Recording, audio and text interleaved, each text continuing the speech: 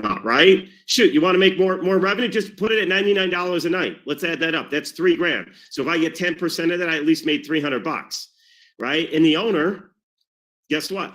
Might be losing money. Can't cover the mortgage and utilities and taxes because that's not enough of a nightly rate to cover a $5,000 a month mortgage payment. You see how that plays out? So the reason this became so important, this is where I'm going. So this is a little add-on for today, but important for you guys. As we shift, and it's in, I'm going to go pull it up really quick. I mentioned, I was going to see, I think it's been posted already. If not, I'm going to check where that is with the team. I have them developing a bunch of stuff out, so I'm not going to yell at them if it's not up yet, but it might be. Hang on one second. I'm going to pull it up. There was this like selling spectrum. I'm not sharing my screen yet, so if you're wondering what that you're not seeing, I'm going to the call replay section. I'm going to see if it's there. I don't know. It's part of the reaching your 2023 goals. It might be that one. Let me skip ahead. No, that's not it. Maybe that's not it.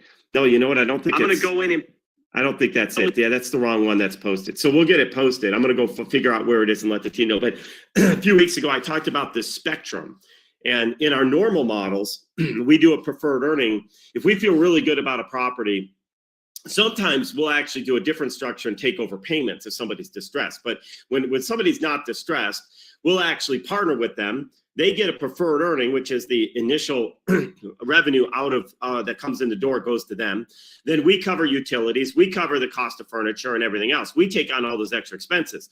So we could scale and add more properties to the portfolio. We're going to expand our base of properties and say, look, we're not going to guarantee the utilities. We're not going to put the utilities in our name like we do in other properties, and we're not going to bring in the capital. But we'll come in and manage it on a profit basis, return on profits only.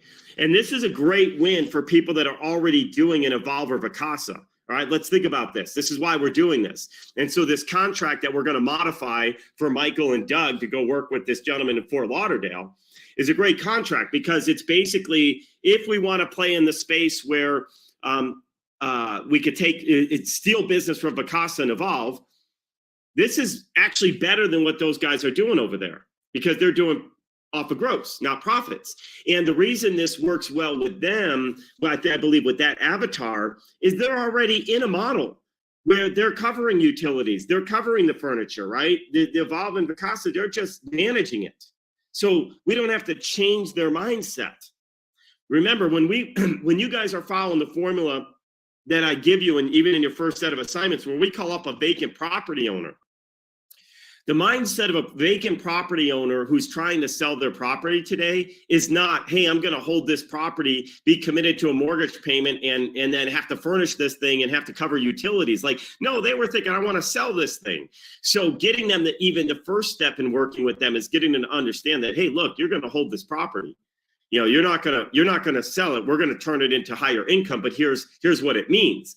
So the ability to get somebody who was not thinking, I want to be in the short-term rental space, to get them the idea that they've got to take on utility expenses and risk of vacant mortgage payments and capital for furniture, that their mind is not there. It's a different avatar. Does that make sense, everyone? You guys getting that? Somebody who's already in the short-term rental, running it themselves or hiring of a Vacasa or whomever else, is under the mindset of, I've got a property just like any rental property. I'm responsible for the whole thing. I need somebody to help me make it work. But they've already entered that short-term rental space. And so this is going to be a formula and a format that we can do. I believe if we really wanted to pick up a bunch of short-term rental properties, you'll be able to take this model and just start siphoning away the properties from the competition.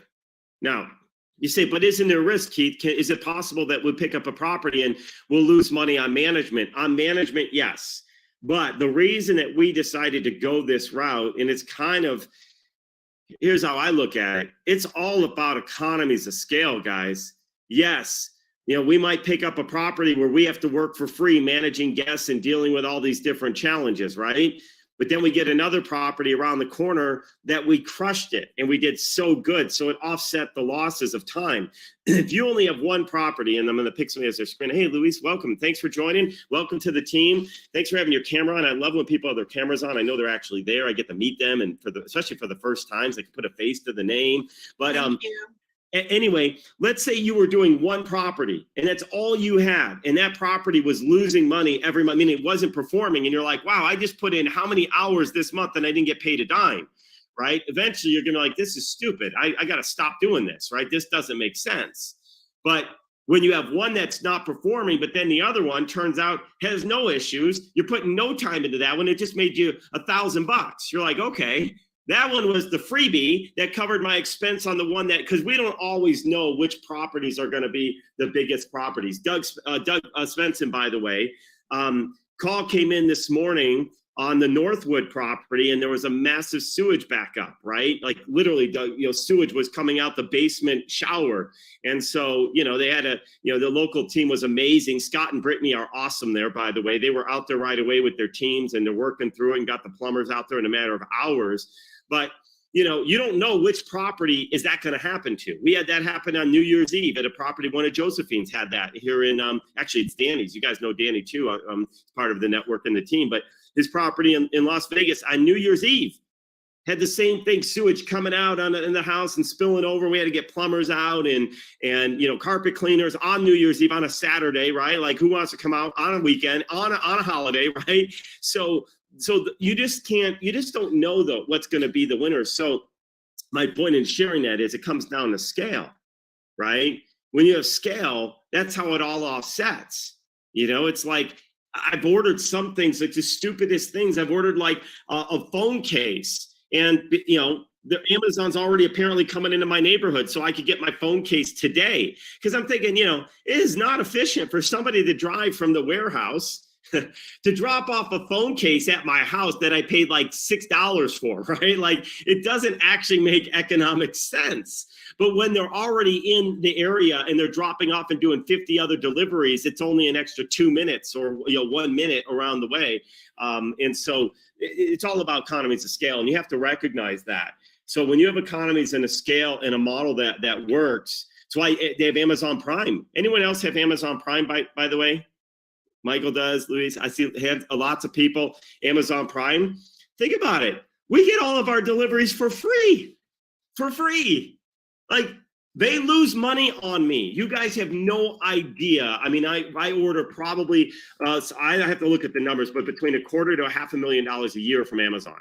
They lose money on my Prime. Well, they don't lose money on me. They lose money on the delivery for me. Right? They make it up in the volume of purchasing, but they lose money, but they don't care because they make their money up on Prime for the person that signs up, and they have one package delivered this year, right? They paid $99 to have a delivery package. Shoot, like, talk about expensive delivery.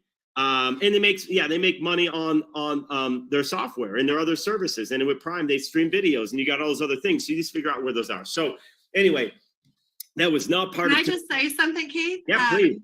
So we manage a property, it's called the Jurassic Retreat, with life-size dinosaurs. So when you were going back to, I think Mike was saying about the themed Airbnbs, well, that's what it is. It's amazing. I sold it for $578 a year ago, and I just sold it for $1.05 million as a themed Airbnb. So these guys are actually sick of the Evolve and Airbnb themselves. So they're actually going to manage it themselves. They're an investment group from over in Arizona. So my husband and I, we don't own it. I've facilitated the sale because obviously that's what I do. But what one of the reasons why I joined your group, Keith, was because I work, but I want to create that passive income. We're at that age. My husband's an military Navy special warfare guy, majorly suffers from PTSD. And so I am the sole worker. And so I need to I work very hard. But I love all this. I've been doing this for years, but I have to get back there. After the market crash, I lost my ass like many of us. And so this is fantastic for me to be involved. I'm very excited, and I thank you for your time. I'm going to shut up now. No, I love it. And by the way, where are you from? Where's your accent from? I'm from Cheshire, north of England, but I've been here. I met my husband in the Middle East 25 years ago. Okay. So I was a Okay. broker in San Diego for 17 years, and then we moved to, we're out of Washington State right now. We live there, out in a little place called Washougal. Okay, well, cool. Well, welcome to the program. And you hit it on the head, Luis. Here's the deal. You have to build those passive streams, and that is so important. And so that's where, you know, part of what we're doing is, and by the way, you don't want to manage it full time either. I mean, you got to get to economies of scale, and you don't want to run economies of scale. You want to have teams that can run that, and that's what we've put together. So you can just plug in, make the connections, and you're going to have some properties might do amazing and some might not do that well, but on average, you'll be building that passive stream, and eventually you might add buy your own, throw them into the mix, and have your own properties that you don't even have to manage. They just get managed for you, and that's how you create those passive streams. So, and then you still do flips. We're going to look at a flip if we have enough time here still today. We've got 4 flips running in Chicago, and one's supposed to close out hopefully this week. Well, it's targeted for this week, but hopefully within the next week. All we're waiting on really is our big challenge is the city getting the inspectors out, because they have to sign off on every house that sells.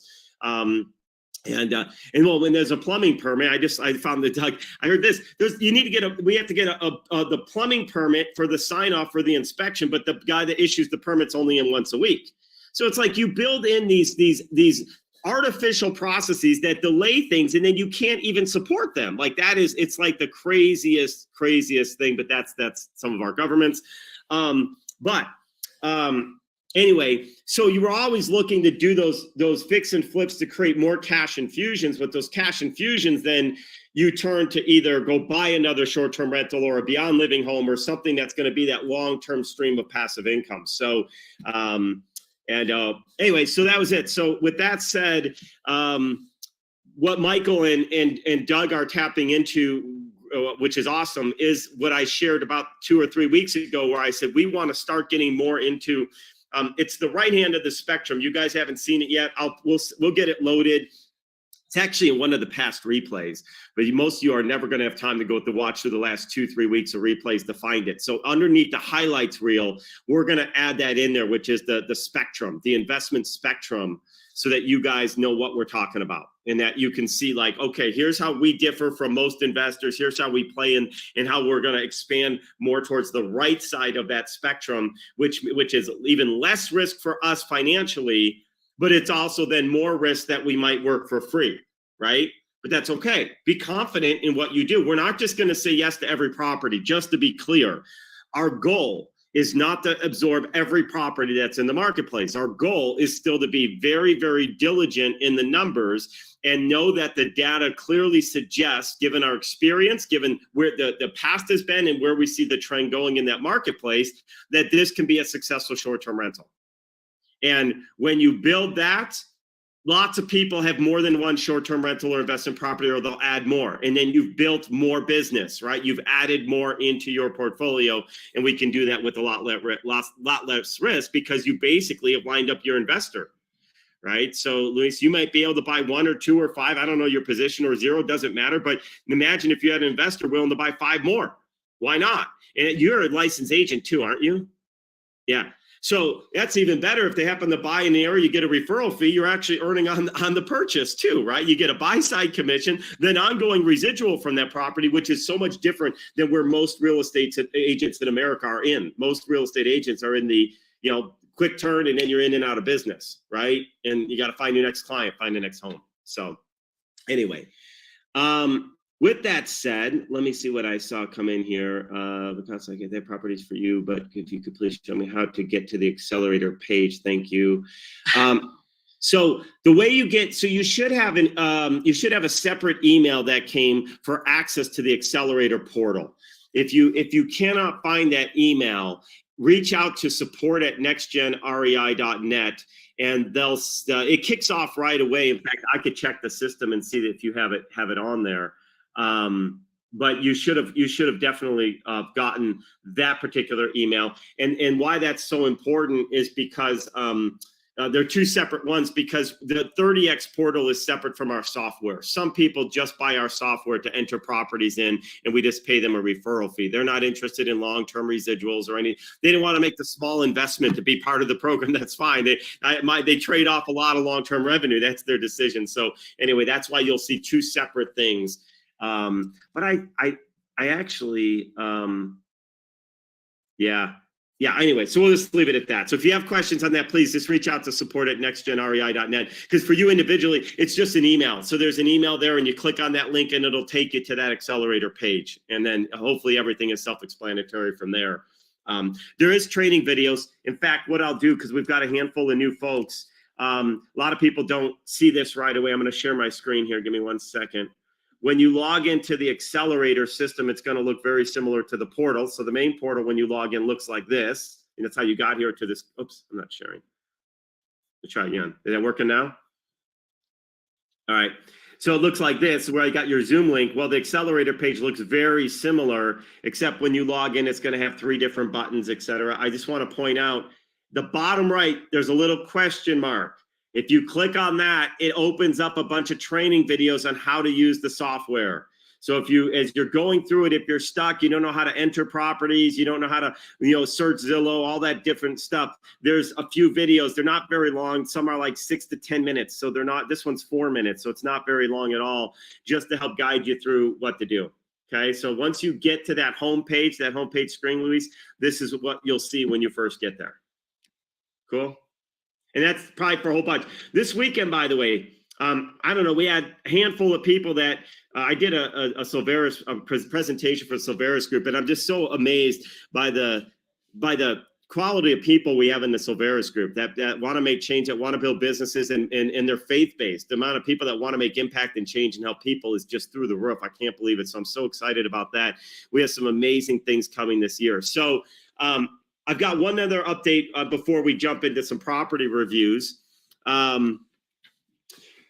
This was really cool. We had been, we were kind of praying to God, and we answered some prayers to say, hey, how do we get our peer-to-peer delivery services out there faster now that we've officially got our first vehicles up running, our trailers. We did our first peer-to-peer delivery job this past weekend. So that was pretty cool. We helped somebody move some stuff to storage, but we want to grow at a massive level. And Rachel, who most of you guys we'll only meet at our big events. We built Mosaic together. Some of you will meet her if we work on properties together. You'll get to know her very well, but she's my partner in business and life. And we built a lot. Whenever we do big marketing things, that's where we get together and brainstorm. And boy, does she have an idea she came up with an idea to accelerate our growth in our peer-to-peer delivery. So we're going to be rolling that out and testing it here in Vegas. We're hopefully starting that this week. And it's actually part of the goal to grow. It's actually going to create the jobs for some of our residents. And we've got a few in the queue. And so we're going to be calling them this week and getting them on board to start implementing. She's very familiar with the OfferUp space because we've used it quite a bit for different things because we're money mindful. And here's the cool thing. We're actually going to be creating a Beyond Living OfferUp account. And we'll do other platforms too, but OfferUp tends to be is a very, very well, I like it more than Facebook Marketplace. I'll just leave it at that. Maybe because it's not tied to Facebook in any way, shape, or form. That's probably part of it, but I actually do think it's a great platform, but more solid than Craigslist and so forth, and a little bit more safe and secure, although they all have risks, of course. But we're actually going to create a whole service around this. We're actually going to be reaching out to people because we actually did this. We used OfferUp when my mom was moving. We use OfferUp for lots of things, but in particular, my mom was moving out here to Vegas. And one of the things I told my mom is, don't bring all your stuff out here. I will, if I have to, I'll buy you new furniture. I don't want to pay money to move your stuff that has no real sentimental value across the country that just takes up space.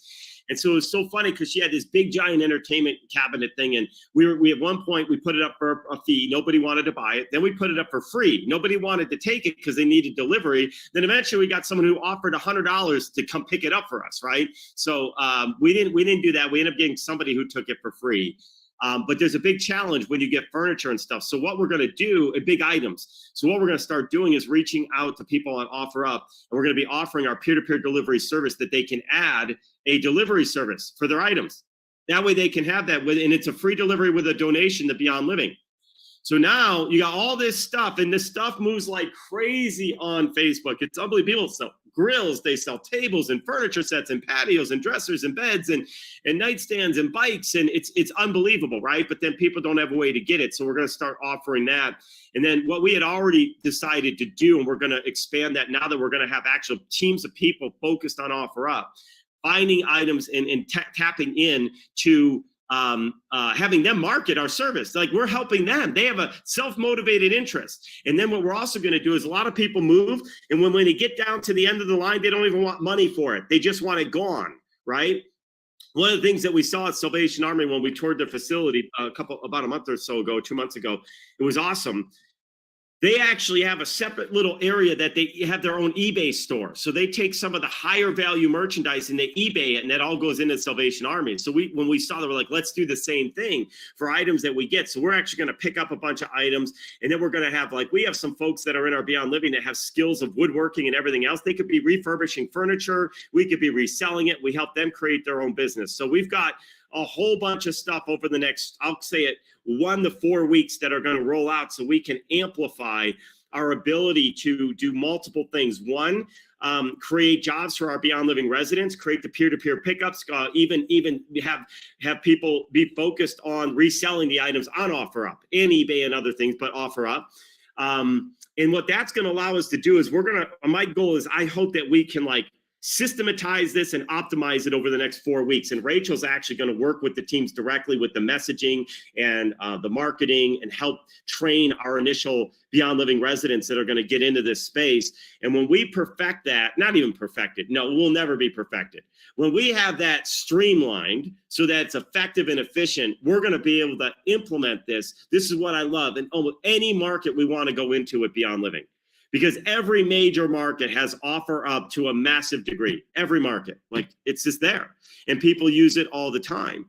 And so, so that's coming, guys. So as we think about how we're gonna grow faster and faster our ability to acquire more homes, and what this means for all you, you're like, Keith, what do I care about OfferUp? Well, maybe you don't care about OfferUp, but realize, was we're successful with this model, we create jobs for Beyond Living residents. As we create jobs for Beyond Living residents, we fill homes. As we fill homes, you guys have the ability to go out to investors and say, I've got 5 residents, qualified program participants that can go into your home, and we can instantly buy this house, renovate this house, partner on this house, and start filling your passive income. So Luis, this taps right into your goal. How do I add 2, 3, 4, 5, homes into my passive stream of cash flows? And so that's some of the things that are coming down the pipe. So that, along with our courses and portals, we're going to have a whole variety of things taking place. We also added, we're updating the site right now with junk removal, with actual built-in costs and fees for junk removal, because that's another thing that every major market has a need for, whether it be with contractors or just everyday people, or you're moving and you got to get this stuff out of there. People spend money to pick up this junk. I don't know if Amelia's on. I was going to tell Amelia, they're going to love this, because they're going to be able to plug the junk removal right into their site as well, because they've got the box trucks. So as we have large orders of junk removal, we're actually going to build, we're going to build a series of different, call them mini warehouses. By that, I mean storage sheds that we can actually pick up junk, or not even junk, other people's goods that they don't want anymore. And then we can offer up them, and we can basically, we're going to put them into these different storage sheds. So they're centralized around the Vegas Valley, so that our distance from home to home is very short. And then we could come through with our box trucks, pick up all the junk and take it and dump it, because there's economies of scale in that. You guys don't know. I mean, you drop stuff off at the dump yard, they charge $50 per ton. That's 2,000 pounds, right? With a minimum of $50. So, Luis, if I come by and pick up one dresser from you, right? I mean, that's not 2,000 pounds. So, but I still got to pay $50. But if I could pick up 10 dressers, 20 dressers, now all of a sudden I take them all at one time, I get that economies of scale. Right. So this is all about creating efficient models and effective models so that we can provide more. And I thought this is pretty cool. I haven't finished all the analysis, but this weekend I was running analysis on some of the competition in junk removal. And here's what they're not doing. They don't offer economies of scale for multiple items. Here's what I mean by that. If you gave me 10 dressers, Louise, guess what? I don't need to charge you $50 each dresser. I could start doing a discount, right? Because at the end of the day, I start getting that economies from one person. And so a lot of these companies are charging a boatload, and they're looking for high margins. And we need to make money to keep the trucks going and keep the things and add more vehicles. But the whole goal of this is to create jobs. So for me, it's about volume. For me, it's about the Walmart game. We're going to be probably the lowest priced junk removal company in town, because I don't care. Because on volume, we actually become more efficient. If I can make 20 stops on think about the garbage trucks, right? They're efficient because they stop at every house along the way, right? Imagine if they only picked up one on the block, right? How inefficient that would be. So the more that you could create that, become that go-to, the better off we're going to be able to create some amazing scale. So, and I share this with you guys. Obviously, I'm not trying to put this too far out there on our pricing strategies at the moment. The competition is going to pick up on what we're doing. They're going to realize, oh my gosh, these guys are doing multi-unit, multi-item discounts. Heck yeah, we are. Because everyone's going to want to go to us. And when the local animal shelter says, hey, if you got junk removal, go to my site, you can save yourself a bunch of money. On average, the average junk removal person saves 20%, and 70% of that profits go to nonprofit charities or give back. They're going to go there to place their junk removal. They're going to go to their church. They're going to go to their, the Cancer Society, the Red Cross, and they're going to go to those sites to do their peer-to-peer delivery and junk removal, and we're going to end up taking over. So I never thought that my goal in life would be to take over junk removal and peer-to-peer delivery, but now it has a bigger mission. My goal is to do that because the amount of jobs and the amount of people that we're going to be able to help is going to be so amazing. So that's what's to come, guys. I just thought I'd share with you a little bit of what the weekend was, on top of speaking for Silveris and spending some great time there and working with some of our Beyond Living residents and some of our home services things. I had them actually working on some plumbing work and things like that. So there's lots of needs. But anyway, yeah. People who are spending money in this space because they're connected to our 501c3, can they receive receipts that are now tax deductible? Michael, yes. In fact, we're already ordering. The goal today is to order little receipts. If you've ever gone to Goodwill and you drop stuff off, they write up a little receipt for you. We're getting donation receipts with our Beyond Living logo on it. So absolutely. In fact, here's what's going to happen. On OfferUp, you could get free delivery with a donation to Beyond Living. With a $40 donation, we'll deliver your product. So when we actually deliver that dresser that you bought from Sam Silver over to your house, because it didn't fit in your Tesla, you had no way you were putting that on the roof of your car. When we go drop that off to your house, you're going to get a receipt. Thanks for donating to Beyond Living. So yes, absolutely, Michael. Thanks for reminding me, because that's another piece that's going to be a unique selling proposition that my competition can't compete with. I don't need to make all the profits. We're trying to run this lean and mean. And by the way, do you know where some of our storage facilities are actually going to be? In the garages of the homes that we actually acquire. Because I'm not even going to have to pay for all the storage facilities. I'm only getting storage facilities till I have a house in that geographic area. So like right now in the center of Vegas, right in the center, we've got a Beyond Living home. And that Beyond Living home will be perfect. It's only a 1-car, but think about 1-car garage. Think about what that costs you in a storage, right? We've got another Beyond Living home in North Las Vegas that's going to be turned on. That's a 2-car garage. Think about how much furniture we could put in there. We could have our own restoration work happening for these beds and dressers and so forth. Then go resell them, and then go resell them with a delivery fee. Right now, we actually made money we'll pick up at estate sales. And then we're also going to donate to Salvation Army. So things like clothes and stuff like that, we'll just take over to Donation Army, because they go sell that in their thrift store. And that's how they keep their people going through their programs going. So you see how this is an all-encompassing. This is not a siloed nonprofit It's actually meant to say, how do we work together as a big community? And it takes some effort to get that going, but this is it. This is what we do.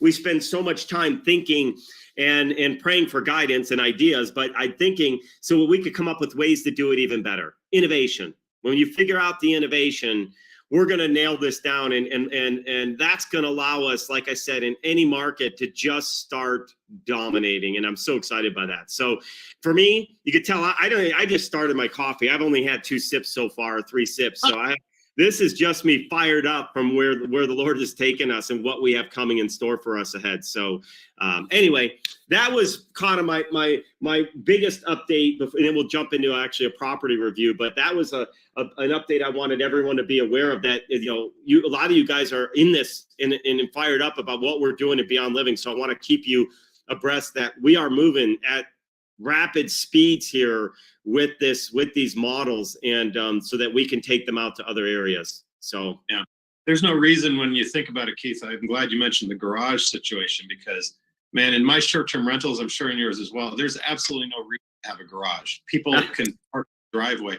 So even, yes, Beyond Living houses with a garage, that's a storage unit, but all the short-term rental that we run, which is very definitively a for-profit enterprise, but why can't we donate our garage to our nonprofit arm, get a receipt for it? Like, I mean, and then everybody's happy. It's like, if we're not turning it into something else, it should be a storage, because no one uses it anyway. I love actually, we were planning to use them, but I love your idea of donating it, actually. Even better than that, because we could either pay for it and rent it as extra income, or we could donate, get it as a tax write-off and a deduction, which is awesome too.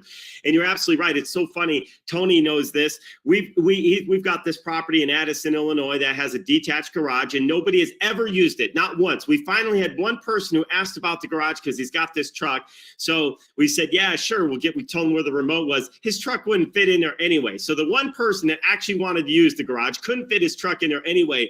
So we've got 3 properties in Illinois right now that have detached garages, which is even better than attached. It's detached garages that this stuff could be stored in and so forth. So you're absolutely right, Michael. Like, even in our short-term rentals, it creates a way for those properties to be making a difference. And add that up, because here's what we realized. The more little centralized places we could have for these garages for drop off, it makes our delivery more efficient. It's just like Amazon, think about, they have those major hubs and the distribution hubs, then they get little Amazon Flex cars, little small cars that cover small routes. Same thing. If I could pick something up from Sam's house and I only got to drive 1 mile around the corner to one of our properties to put his dresser in the garage for now, and then I could go pick up another one, I can make my vehicles more efficient on a regular basis. And then I can get the big box truck or whatever size truck, the big truck, to come in and pick up all the merchandise that needs to go somewhere else. And that's, by the way, that model, is not unique to us. When my mom actually had her pod, so I got her to use the U-Haul, what do they call those? They're pods, but they call them, what's the U-Haul pod? U-Haul box? U-Box, I think. U-Box, right? Yeah, U-Box. What they did is they actually have someone or U-Box, and they deliver it. In this case, they delivered it to Hampshire, Illinois, which is not near Hoffman Estates. But they deliver it there, and then they bring in all the pods from the local area to Hampshire, and then they have a truck that then drives it from Illinois out to Vegas. And I'm guessing they probably made some stops along the way, right? So they begin to centralize with bigger trucks and use smaller distribution points to bring to bigger. It's all about logistics, right? So anyway, we're just going to do this smarter, and think about that advantage, to Michael, to your point. As we do that, these big companies can't compete, because we have like little niches of warehouses for free that we get to use to make our economics more efficient. Like, it's just going to be unbelievable. So I actually was thinking about it, with my own properties. I hadn't thought about it even beyond that, into what we could do. The more and more properties we picked up on short-term rental, how much storage we could actually potentially have. And, we've already got the technology. We'll have everything coded. This is at that location, blah, blah, blah. And people can order it, pick it up. I mean, man, this is going to be amazing. It really is. I mean, there's work to do. Yeah, Luis. Do Well, you I'm gonna- use the furniture that you're collecting as far as the staging or for the short-term Airbnbs? Would you do that as well? Well, I have a little bit of hesitation myself on using kind of used furniture for those, because as Michael was saying earlier, it's all about the photos, the good qualities, etc. It's not that it can't work. They definitely could work for beyond living homes for sure. There's Yeah. another piece. Like That's exactly what I was thinking. no, that's what you were beyond saying. living. Yeah, for those, for short-term rental, my belief is it's worth the investment to have good quality. Not that we never get good quality in there, but a lot of times, you guys know, what people are giving away for free is not something you'd put in a good short-term rental, high-end short-term rental. It's been scuffed and scratched and Right. beat up. I mean, definitely weed out the good ones. So if there That's is an right. inventory list in each garage, then you'll know. Somebody Yep. can actually go through and go, oh, I'm looking for this, I'm looking for that. Oh, That's, that that's looks good, exactly take it right. out.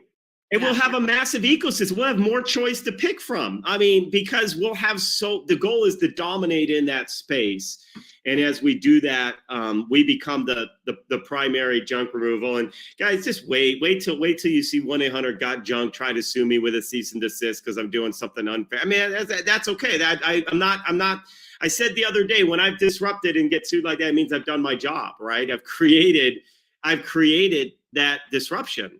And I won last time, and we'll win again. We're making sure we're doing everything by the book, right? We're just doing it different, the ways people didn't think of. Uber was the most hated company in several generations, certainly by the taxi commissions everywhere. And they were banned at airports. They were banned. And finally they said, all right, we'll pull out of Austin, Texas, right before South by Southwest, the biggest event of the year. And because they were getting such pushback from the local governments. And so all of the citizens, once they realized they couldn't get anywhere, almost lynched the local government, said, this is crazy. This is a service we want. Why are you doing it? It's anti-trade, it's anti-competition.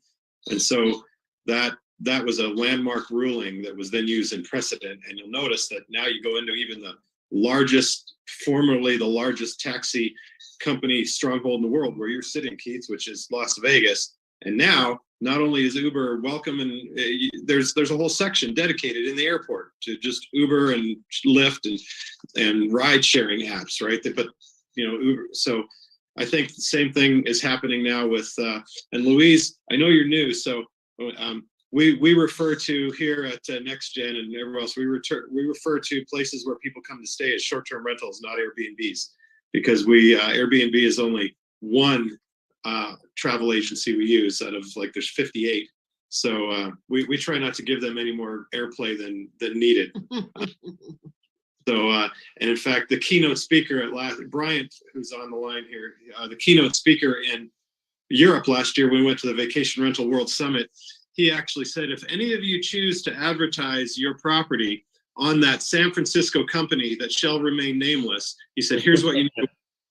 He would not even use the words Airbnb, because they've somehow become like Coke and Kleenex, like they're a verb. And so I don't fault you at all for using it. I'm just saying, when you hear me use short-term rental and not, someone the other day asked me if I wanted to buy an Airbnb. And I was like, really? I was like, and what are you charging? I was like, you're charging $3,500 for a company that went public and is worth several $billion? Sold.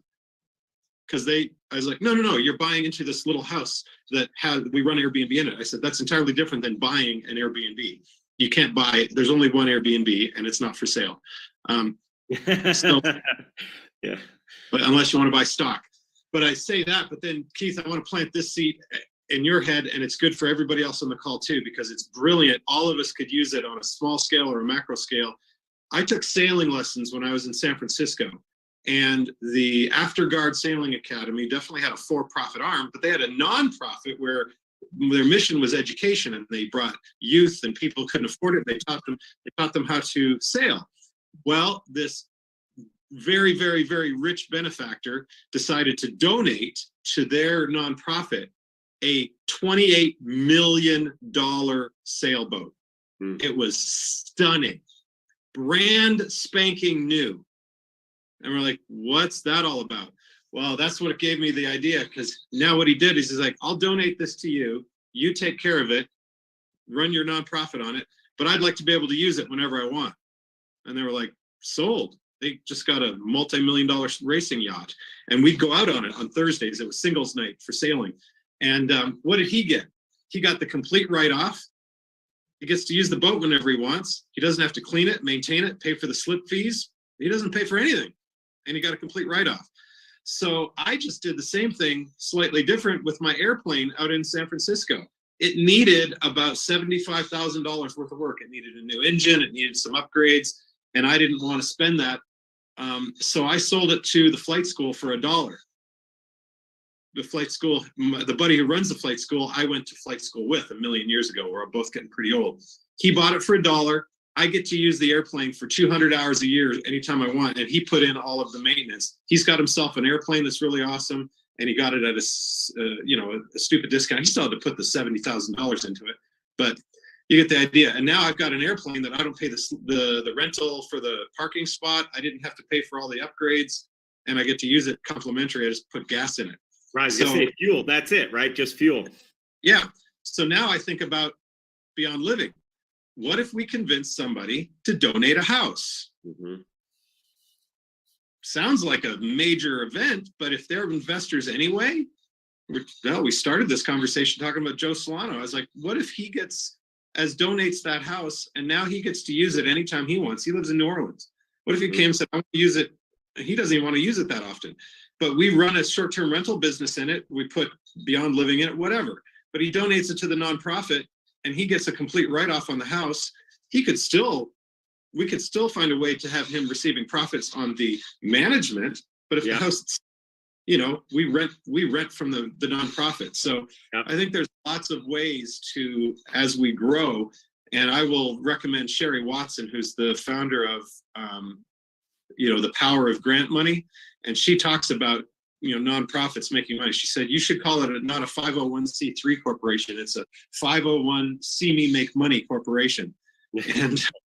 And she's a brilliant woman. I always love listening to her. And she's got she'll tell you, she's got some brain damage. She rode one of her kids' ATVs off a jump and landed on her head and was in a coma for several months, if not a year. And she's worked her way back. But boy, I can't even imagine how brilliant she'd be if she had all of her brain, because she's apparently only working on half of it. So anyway, but I'm good friends with her and her husband and her son. And so anyway, I love the idea that we can do a lot of good, make people a lot of money in the process. And I'm just as excited today than I was, when I first said I'd join your team. So this is really awesome. I love it, Michael. And actually, your comment was really spawned something different too, because we do that with short-term rentals, that owners can use the property. I think Beyond Living might be a little bit harder because we have people living in there, unless we had an extra room that we made available, but could be helpful for certain people. But where there also could be value is donate their car to use whenever they need. Because as we think about these pickups, these short-term pickups, and these peer-to-peer, we're towing these trailers. If we had vehicles, that's going to be one of our biggest asset expenses right now, is acquiring vehicles. Now, the donating real estate is, Cammie, that's her whole space. Cammie Baker is, that's all she does, is travel around and teach people how to donate real estate. So there is a huge opportunity for that. In fact, John Bon Jovi bought a house for Nevada Partnership for Homeless Youth. So did Jewel, right? So you do have people with wealth that'll buy or donate homes just to make impact. So there's a whole space in that. But I also think there's a big space in the vehicle side. People have extra vehicles. They could donate it to us. And heck, they could even use it if they want. A lot of people don't need to maybe use a vehicle, but we're using Turo because I want to have extra vehicles. And I could Turo them until we need them, because you might get an influx of demand for pickups in a given day, right? And it's like, okay, we need more vehicles because we got a bunch of people that need some stuff moved. So having flexibility with a fleet of vehicles that we don't have to go out and buy, or either that or pay for themselves, there's a lot there. So I love where you're going with that. And I did want to circle back. Bryant, I saw your comment. Yes, same thing. In my short-term rentals, my tenants or my guests use the garage. They use the garage in almost all my short-term rentals. It's the detached garages that nobody ever uses, at least in the ones I have. No one's even asked, and we never even offered, except, like I said, this one first time ever on this one property. So detached garages, I think, are a huge opportunity. And believe it or not, my detached garages are all in Chicago where there's massive snow. If they're detached, you're going in out in the snow any way you look at it. Like it's, you know, either way, you're going to have to freeze your butt off.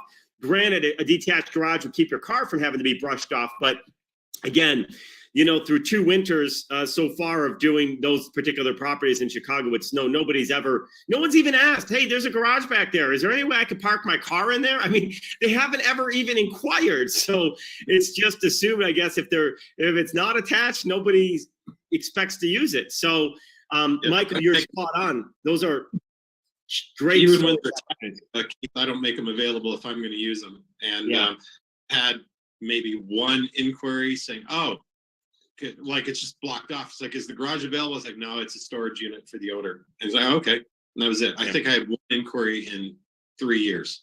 But, and you know, as long as you don't advertise it that it has a garage, if you say it has a garage and then they expect to use it, but you know, you say, hey, parking's available, outdoor parking in the driveway is available. Yeah. Done. Yeah. And they show up where they park, and then the attached ones, we just don't have any access. It's, you know, it's key. It's punch code access. So they go in the front door and the garage is never used. And we send a message. If we're going to access it while they're there, we send them messages saying, hey, someone's going to come over and access the garage. Yeah. And we don't. So yeah, that's you know, it's funny. What really led us to start using those, to be honest with you, is one of our ones, and you know, our property at Front Street, that's actually filled with all the original construction debris in there. And then Rachel and I were sitting here going, why are we have a separate storage shed for a bunch of stuff sitting out there that we're paying on. I'm like, why are we paying for that storage shed when we could just eliminate all the construction stuff and then use that as storage? Because no one's using it either way. So we started getting a little bit smarter in general, just for our own stuff. We've got some furniture, a whole bunch of furniture sitting in a regular storage shed, which is, you know, again, we're paying, I don't know, $110, $20 a month on. It's like, well, that's silly. I can be putting it in there. So anyway, good stuff. Hey, I want to, real quick, Doug, I pulled up your property and it shows up as I think a vacant lot. Is that right? Oh, no. I'm sorry. Never mind. It says it's 4-bedroom, 2.5 bath. It's only a picture of the lot. That's what it is. What are you pulling it up on? I'm pulling it up on Zillow at first. Should I go somewhere else? Yeah, I think as I was going through it, I did send you over to your email. I ran some comps on it so you get like 6 comps in your email box. There's one good one in there. It's under contract. That it's a good comp on this property. Look like. I found it. Got it. Yeah. So the guy didn't get back to me with what he thinks the ARV is. The only thing that I know about the property, it's been vacant for about a year. I did pull up the property taxes on it, and so they are seniors that are moving. They've been moving up to Wisconsin for like the last year. And so just their kids have been, number 5 there looks like the best comp. Just 3-bedroom, 2 baths. Ours is a 3-bedroom, 2.5 bath, and it's 2,400 square feet. Oh, Zillow says it's 4-bedroom, 2.5 bath, 2,500 square feet. Oh, no, you know what? No, your Zillow's right. It's 4 bedrooms, 2.5 baths. So it's probably, so it could be somewhere between, it could be even over this 435 number. Yeah. Yes. That's going to be my guess. It's going to be, yeah, the next one is a lot bigger. You know, there's a lot. 4,000 square feet. It's probably even a newer construction, possibly, huh? Most likely. So I pulled it up in, here's what you remember about Medina. This property is right next to the golf course. It's literally right next to the golf course, the Medina Country Club. So, yeah, that's where they've had U.S. Opens there, and over the years and things like that. So everything, when I pulled it up in RPR and doing a neighborhood, just, you know, the houses in the neighborhood, on the low, everything is north, pretty much almost everything is north of 400,000, and, you know, 500,000, 600,000, obviously compared to, you know, with the, you know, how much square feet are in there. So the only big thing I don't know is, how much work it needs to be done to it. The people it's been vacant for a year. Kids are watching it and they just maintaining it. They've pretty much moved everything out in the last year, and they're looking to get about $300,000 for it out of it, which leads me to believe that it looks like they may be the original owners. Because I can't find anything that this property has ever had a mortgage on it, or the mortgage paid off. Like I can't even get it to come up on Remind, but RPR couldn't find any mortgages or anything like that on it. RPR had trouble finding it. I don't think RPR likes directional streets. Like 22 West 080 on there. It doesn't do well with that, and I tried different combinations. Okay. So that's pretty much the quick observation on it. So and the person that brought it to me is Andy, and he's the one that sent you also the quote for Bonnie. Gotcha. So my question, Doug, why doesn't Andy just buy it himself, or is he just wanting us because of the capital, or what's his story? Yeah, he wants a tire kick us. I was talking to him because I was doing the draw inspections on one of his investment properties, and so we just got to talking, and his original one in Itasca that I was going to bring that went under contract this weekend. He said if you weren't interested in looking at it, he said he would just bring it to his hard money guy, and then just he was going to buy it himself. Gotcha. And, go that route. So, but he's just looking to see what we're all about. And see if Awesome. So let me share with the group. I've got a couple calls that I've got to jump onto, but what I want everyone to see in this is we do look at fix and flips as well, as you can tell. And we really prefer what's called the Flip Our House model. If you haven't seen the Flip Our House model, it's inside the Secrets course. You guys can watch it inside there. It's how we get renovators to pay us to flip our house. We don't always do it that way, but that's the preferred model. In fact, I keep telling myself I'm never going to do it the old way again, but sometimes there's the right deals out there, whatever might be. But the reason of doing these is if there's got to be enough equity in it, though. There's got to be enough cushion in these properties, or it's not worth doing, because there's so much risk in the fix and flip space. So many things can go wrong. We've done this long enough. We've been in this in real estate over 20 years to know that you just got to be aware. You got to be careful, and things don't always go the way you want. And you're going to have some winners. You're going to have some losers out of the group, but hopefully you leave enough room to leave lots of winners, right? That's the hope. So with the Flip Our House model, it's very, very hard to lose money on it because you protected yourself, but you've got to find the right people that can, commit to a Flip Our House model. So not everybody wants to do that and take on the things. And so you got to evaluate very carefully. So I'm not going to go too much more into it here for this call, but we can obviously circle back on another call on what's all in the fix and flip. But sometimes we'll flip properties or renovate them to turn them into beyond living homes. Right? That's the whole thing too. Like if you can get a property with 60, 70,000 under equity after you're done renovating, you renovate it, you refinance it, and you hold it and you go, right? And Doug, I know you're selling that property down there in Joliet, and it's so interesting because we're partnering now with the Table Joliet, which is a church in Joliet that's going to start marketing for Beyond Living, and we're gonna throw people up into Aurora, that Superior property, which is fine. We've got a Beyond Living home, but again, that could be another example, but you have to refinance, get out of those loans. But that's just an example where Doug found a property and it did go over budget. So maybe there's not as much equity as you originally would want when you're done to hold it, make it worthwhile, but you never know. And so our goal is, this is why I go back to how I opened the call. If we get those systems of creating jobs and creating the ecosystem running, then Doug, you would have a ton of options. You're like, oh yeah, I could sell it. I could put, 5 Beyond Living residents in here, like whatever. And you could have more options as an investor. So even for those of you that are buying your own properties and want to invest, what we're doing with Beyond Living is going to open up a whole new pathway for you for different things. So yeah, we got a solid offer on it this weekend. Oh, too. nice, Doug. Yeah, it's well, it's a little bit on the low side, but I've already had this is the first for me. I actually had the guy's lender call me and tell me what good of a risk this guy is. That's gonna be put the offer in on there. So he was going like, "Oh, this guy is really." But it's a little bit on the low side. So I told him that it's really our first weekend of just showing it. I said I'm going to let it go for another weekend, and we'll see what we get out of there. Unless he comes up on his price a little bit, we'll try another weekend on it. But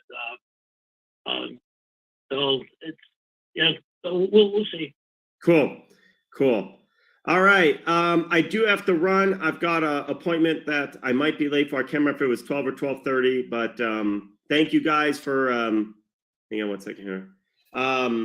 Thank you guys for jumping on this morning. We'll see you guys Wednesday evening, 5 p.m. Pacific time.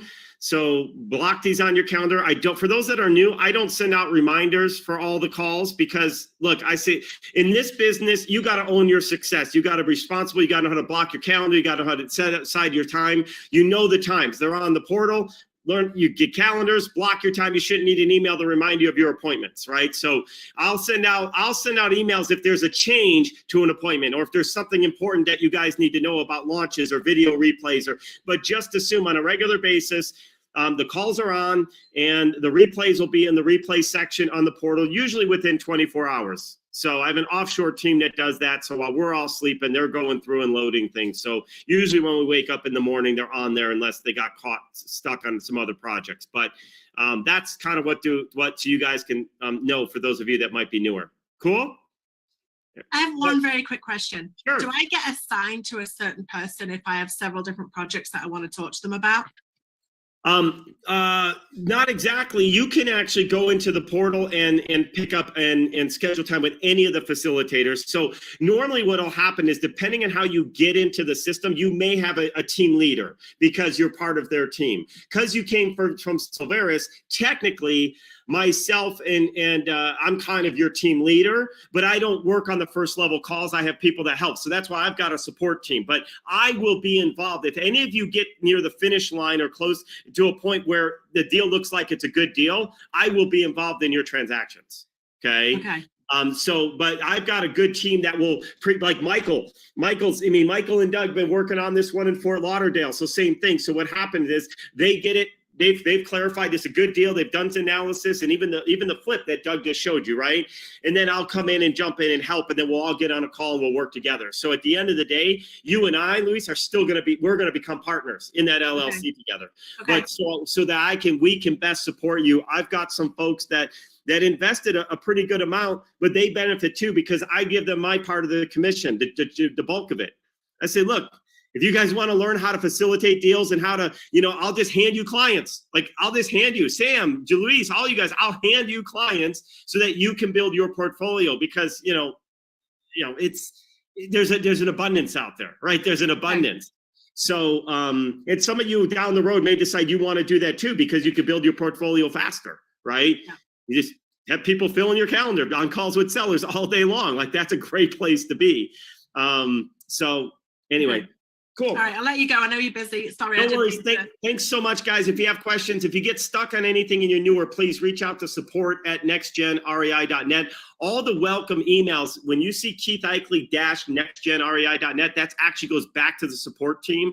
And that's the best place to go to first because they can respond much faster than I. So, cool. All right. Thanks, guys. Have a great day. Recording stopped.